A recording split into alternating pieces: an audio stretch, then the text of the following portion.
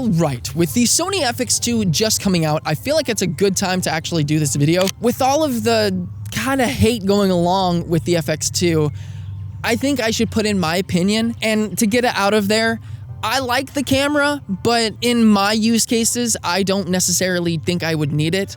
Definitely not to sell the FX30, and if you have an FX30 or FX3, I'll say don't get it, and let me tell you why. So if you're not familiar, the Sony FX30 is an APS-C sized sensor camera. So the FX2 and the FX3 are the full frame equivalent, and in my opinion, I actually like the APS-C look. It kind of gives you like a Super 35 film look. It's the same color science as the Venice FX9, FX6. No internal RAW, but externally you can get RAW out of this thing. Also, the fact that you can shoot in S-Log3.Cine and get 422 10-bit color and have it actually match the Sony Venice or FX6. So a lot of people actually use the FX30 or FX3 for B cameras on set. So this is a really workhorse of a camera. Not a lot of people talk about it. There's also another use case that a lot of people use this camera for, and that's talking head videos inside. All right, that leads me to my next portion, which is this is perfect for talking head videos. And I can see myself with this articulating screen right here. This is a must for social media creators, especially when you're doing talking head videos, because I know that I'm in exposure, I know I'm in frame, and plus you can also use your phone as an exterior monitor so you can really make sure that your frame isn't shot. Or shot is in frame, sorry. And especially like in midday, this screen gets pretty bright. I'll have the nits right here so you can see exactly how bright it is, but I just know that I can see myself perfectly fine in any type of daylight. And the fact that this sensor is downsampled from 6K, you can see that you just get that added extra quality, and it's really, really helpful for when you want to punch in, like right now, and it just makes it a lot better if you want to just get some movement into your videos while it's on a stationary tripod. Another neat feature I love about this camera is the tally lights. And if you don't know what those are, it's pretty much those red lights that pop up when you press record. And there have been many times where I have not pressed the record button, and this just allows you to know that you're recording. There's one on the top, one on the screen, one on the front. They're just everywhere. Now, audio with this camera is its whole different ballpark, okay? You can use the internal microphone, which it's okay. You can use a shotgun microphone, which gives you really good audio quality if you're doing talking head videos. You can use a wireless connection like I usually use, or you can use the XLR top handle. Yes, you can use 2 XLR inputs on this bad boy and get professional, high quality, studio quality audio in this. Now that is cinema quality. Now this next point is really important for content creators and for anybody that just doesn't want to sit still, and that's autofocus. And if you guys don't know already, Sony's autofocus is out of this world. It is S tier. And that's one of the main reasons why I chose Sony over Canon, was Canon's autofocus just it wasn't that great. Now, talking head videos is only one part of YouTube. There's actually a whole different genre that this camera is extremely good for, and that is vlogging.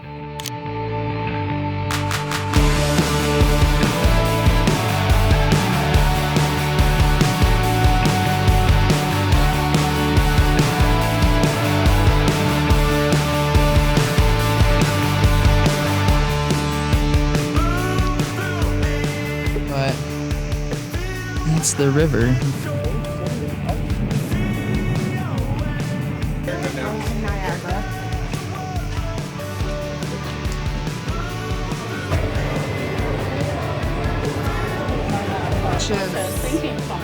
The kind of style. It's the map of all the caves.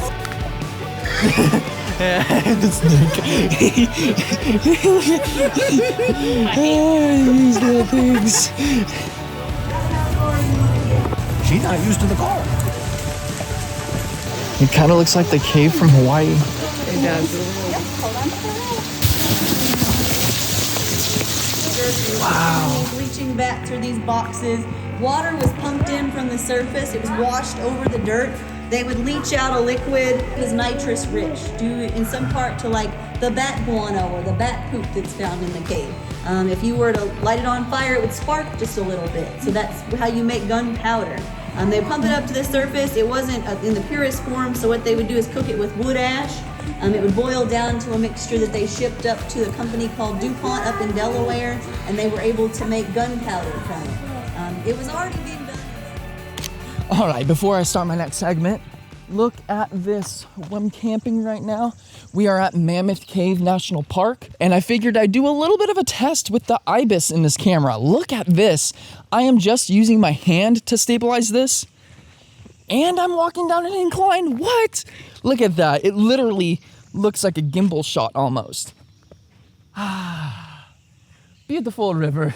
Now, it is pretty hot here and pretty humid, so don't mind if I'm sweating at all, but one of the main reasons why I love this camera for vlogging is the IBIS, the image stabilization in this thing. Like, as you just saw, look at this. I'm just using my hand, and I'm just walking around on an incline, and it's doing a really, really good job. Like, I'm trying to make sure that I don't slip. I'm not really paying attention to how the camera is, and boom, look at that. Oh, this is so amazing. Now, I just have to say, if you are using the active track, there is going to be just a little bit of a crop because it's kind of doing some digital image stabilization with that. And actually, speaking of cropping, I do have to say, because this is an APS-C size sensor, you are going to have to pair that with an extreme wide angle lens like this Yongnuo 11mm, okay? Now that kind of makes it to where this is like a 16mm full frame. And to be honest with you, I don't mind having to do a little bit of a wider focal length just to get that, you know, wide angle viewing point. But to be honest with you, I kind of would love the full frame look better in this use case for like vlogging, because lenses, you can have the, I think it's the 16 to 35, and dude, on a full frame with a 16mm, it's super wide. So, but realistically, I mean, all you have to do is just pair this with that 11mm lens, and I got this one for about 150 bucks. So, not bad at all. Also, one of the reasons why I love the FX30 for vlogging is because of the versatility. You can put so many lenses on this thing and get so many looks that you kind of don't get with like a G7X camera. And a Canon G7X, like that's like the go-to for vloggers, okay? Because it's nice, it's compact, the lens kind of folds up into the body, which that's pretty cool. But you don't get that versatility like you do with the FX30. And because this is a video-centric camera, it's kind of not that big. It's, you know, it's a little bulky. I think it's about 1.42 pounds. It's not that heavy to carry. And to be honest with you, if you pair that with a Joby tripod, literally hold this thing for hours. Now, something I haven't actually got into, which I really want to, is podcasting. Now, this camera is really good for podcasting, and one of those reasons is because of the internal fan on this camera. This camera it never overheats. You have an unlimited recording time. Now, pair that with the power delivery and an external hard drive, oof, you're set to the races for maybe a 2.5 hour podcast. Plus, this camera is relatively cheap, so you can buy like 2 or 3 of these, get some good camera angles of your guests or of yourself, and make it look like you're a really professional podcast. Or if you have like an FX6 or any type of cinema camera, this literally matches with it, so you can get a wide angle on this camera and then a close-up on the other. Another reason why this camera is perfect for podcasting is audio. Like I was talking about, that XLR top handle, you can literally use a professional shotgun microphone and get studio quality audio for your podcast, because what is the main thing about a podcast?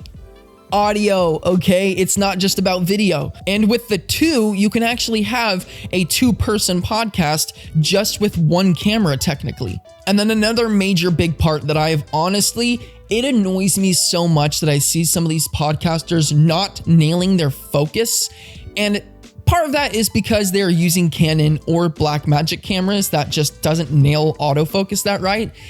And Sony, I've never had any issues with this. And I already know that some of the podcasters that I watch, they use Sony cameras and their footage is never blurry. Because, you know, you're moving, you're doing this, you know, you're like sitting in one spot for an hour and a half. So, you know, you're moving.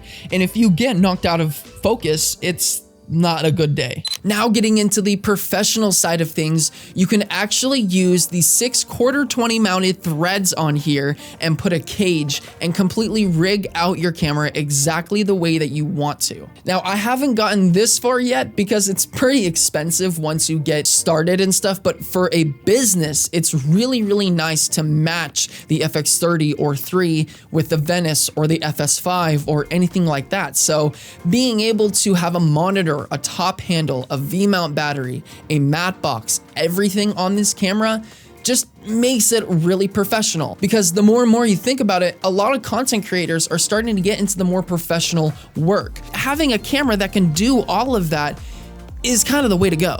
Now, the next professional feature about this camera is that you can shoot in so many different formats. And what I mean is H.265, H.264 are usually the regular ones. Now, along with that, you can also have fully uncompressed footage if you choose to use the SI mode. I'm using the S mode, and this pretty much just gives you mostly uncompressed log footage. This camera also has what's called dual base ISO at 800 ISO and 2500 ISO. But because it's a cropped sensor, it's not the 12,800 like you get in the FX3. So that's one of the main differences behind the FX3 and the FX30 is the low light capabilities. Now, there is a feature in this camera called Cine EI mode, and that pretty much locks your ISO at either 800 or 2500, and it's supposed to help you just kind of not switch through ISOs and gives you the most dynamic range. But I know what ISO I'm at because I can see, and I can see what screen that is. And if I really need to get maybe 4000 ISO because I just need that little bit of extra light, I can just do that and it doesn't lock me, so I just keep it off. So now let's talk pricing, okay? Because this camera is the beginner entry into the cinema line. So yes, you are going to be paying $1,600 to $1,800 for this camera, but you have to keep in mind, this has the same color science as all of the other FX series cameras. This has the Sony E mount. This has articulating screen on it. It has the internal fan. It has the capability of being rigged out. It has 4K 120, which the Sony FX2 does not, and it's like $800 more. Camera is fully weather sealed and it has clear image zoom. Look at this, dude. It can literally, like, this is not a zoom lens, and I can zoom however much I want up to 1.6, okay? So just having that capability along with the price, just a godsend. I love you. But with all of that said, it is now the end of the video. So if you liked it, go ahead, give it a like, give it a subscribe. Let me know down in the comments if I've forgotten anything, or if you guys just want to conversate, talk about your guys' opinions. I always love to respond to anybody that comments down below. So with that, I hope you guys have enjoyed. I will talk to you guys in the next video. Peace out.